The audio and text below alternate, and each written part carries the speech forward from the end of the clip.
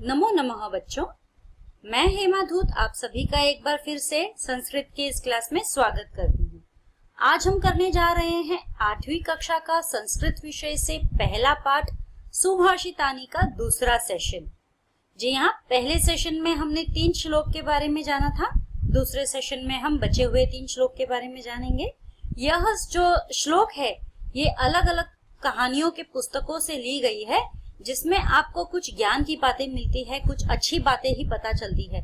इसीलिए यहाँ कहा गया है सुभाषितानी, यानी ऐसे लोग जिन्होंने कुछ अच्छी बातें कही है, उन सबका संग्रह यहाँ पर इसमें किया गया है।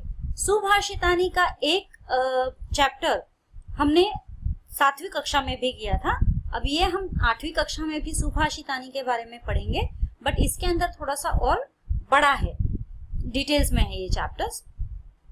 पिछले सुभाषितानी में पिछले सेशन में हमने 3 श्लोक किए थे, जिसमें पहला श्लोक था आपके गुण के बारे में कि यदि आपका गुण आपके अंदर ही रहता है तो गुण है, लेकिन अगर किसी अवगुण व्यक्ति में मिल जाता है तो वो दोष बन जाता है।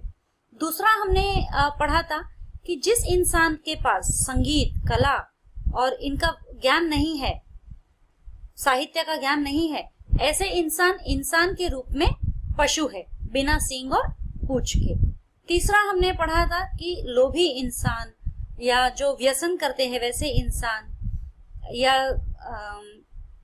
ऐसा कोई भी इंसान जो गलत आदतों में लगा हुआ है, बुरी आदतों में लगा हुआ है, उनके सारे कर्म जो जिसके नष्ट हुए हुए हैं, जो चुगलखोर इंसान है, ऐसे इंसानों का कभी भी भला नहीं होता है और ऐसे इंसानों के साथ भी हमें नहीं रहना चाहिए। अब आगे बढ़ते हैं हम इस पाठ की तरफ। पहला हमारा इसमें इस सेकंड सेशन में पहला श्लोक जो हमारा आ रहा है, जो कि चौथा है।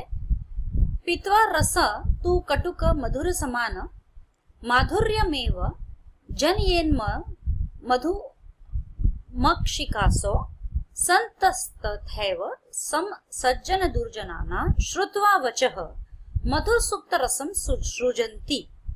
ये जो हमारा श्लोक है बहुत ही अच्छा है, समझने लायक है।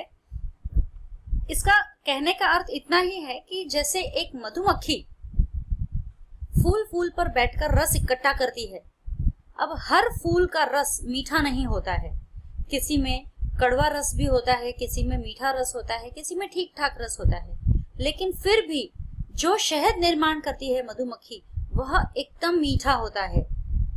तो पित्वा रस तु कटुक मधुर समान, यानी कि वो कड़वा रस भी पीती है और मधुर रस भी पीती है।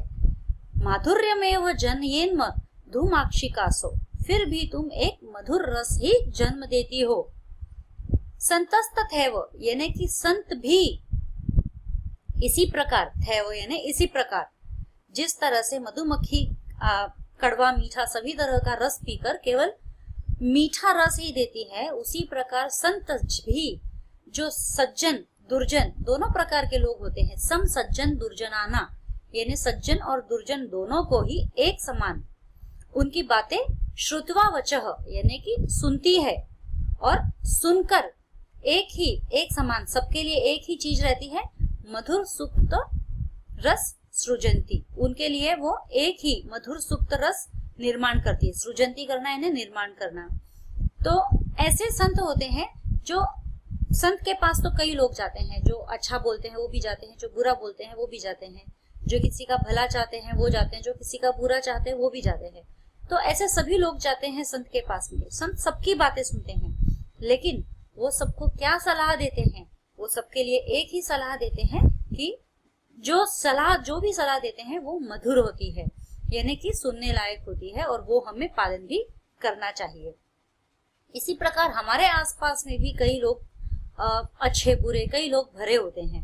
अभी ये हमारे ऊपर है कि हम रहे हम सभी के साथ, किसी से भी हम मना नहीं करना चाहिए, रहे हमें सबके साथ रहना चाहिए, लेकिन हमारे अंदर हमें उन्हीं बातों को ग्रहण करना चाहिए जो सही है। गलत बातों को कभी भी ग्रहण नहीं करना चाहिए। गलत बातों को ग्रहण अगर हम करते भी है, सुनते भी है, तो उसे कभी भी हमारे अंदर नहीं रहने देना चाहिए, उसे निकाल देना चाहिए। आगे बढ़ेंगे। महता प्रकृतिः सैव वर्धिताना परैरपि न जहाति निज भाव संख्यासु लाकृतिर्थया तिर तिर तिर्यथा।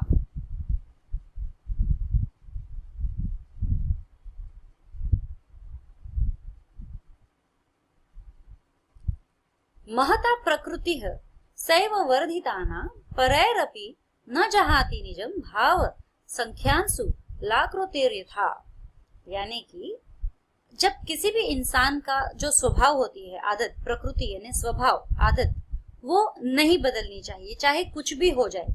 कभी कभी ऐसे होता है कि अगर कोई बहुत अच्छा इंसान है और उसकी बहुत तारीफें हो रही है सब जगह से, तो उसके अंदर एक गर्व की भावना पैदा हो जाती है। तो ऐसे इंसान का हम कुछ नहीं कर सकते। जहां गर्व आ गया है वहां कुछ नहीं कर सकते। गर्व जो है नहीं आना चाहिए। महता प्रकृति सैव वर्धिताना परैरपि, यानी कि अगर किसी ने आपकी प्रशंसा भी की है, आपके बारे में बढ़ा चढ़ाकर बोला भी है, तो भी उससे आपके प्रकृति पर यानी स्वभाव पर कोई असर नहीं होना चाहिए।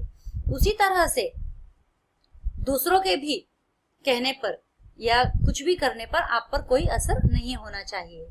जिस तरह से यहाँ पर संख्या के बारे में बताया गया, संख्या 9 नंबर, हम कैसे भी लिखो, वो हमें 9 उल्टा लिखेंगे तो 6 दिखेगा, सीधा लिखेंगे तो 9 दिखेगा, लेकिन 9 रहेगा। हम उल्टा देखेंगे तो भी वो 9 दिखेगा, सीधे से देखेंगे तो भी वो 9 दिखेगा।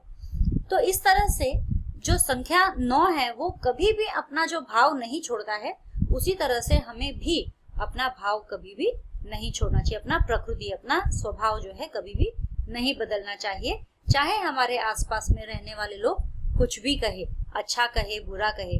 अच्छा कहने पर हम थोड़े गर्विष्ठ महसूस करने लगते हैं। हम अच्छा कहने पर हम कहते हैं ना, भाव बढ़ गया है, इसका भाव बढ़ गया है, जवाब नहीं देते, है ना। सामने से जा रहे हैं लेकिन हाय हेलो भी नहीं कर रहे, भाव बढ़ गया। तो वैसा कभी भी नहीं होना चाहिए। चाहे छोटा हो या बड़ा हो, आपके सामने जो कोई भी हो, आपको उसके साथ हमेशा विनम्रता से ही पेश आना चाहिए। आपका स्वभाव हमेशा ऐसे ही होना चाहिए। आपकी तारीफ से या बुराई से वो बदलना नहीं चाहिए।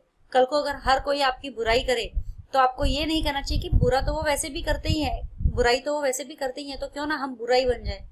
वैसा नहीं करना चाहिए। आगे बढ़ेंगे।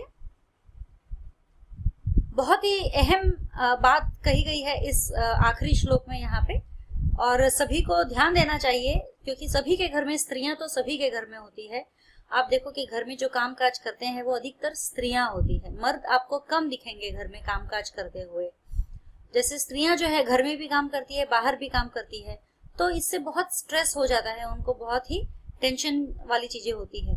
तो अगर वो खुश है, अगर टेंशन रहित है, स्त्रियां रोचमाना या सर्व तद रोचते कुलम तस्या तो रोचमनाया सर्वमेव न रोचते। यानी अगर स्त्रियां जो है खुश है, प्रसन्न है, तो उनके कारण उनका जो परिवार है, जो कुल है, वो भी खुश रहेगा, वो भी सुखी रहेगा। क्योंकि एक पूरे कुल को जो बांधे रखती है, एक पूरे परिवार को जो बांधे रखती है, वो और कोई नहीं, स्त्री होती है। तो स्त्री का बहुत ही अहम किरदार है।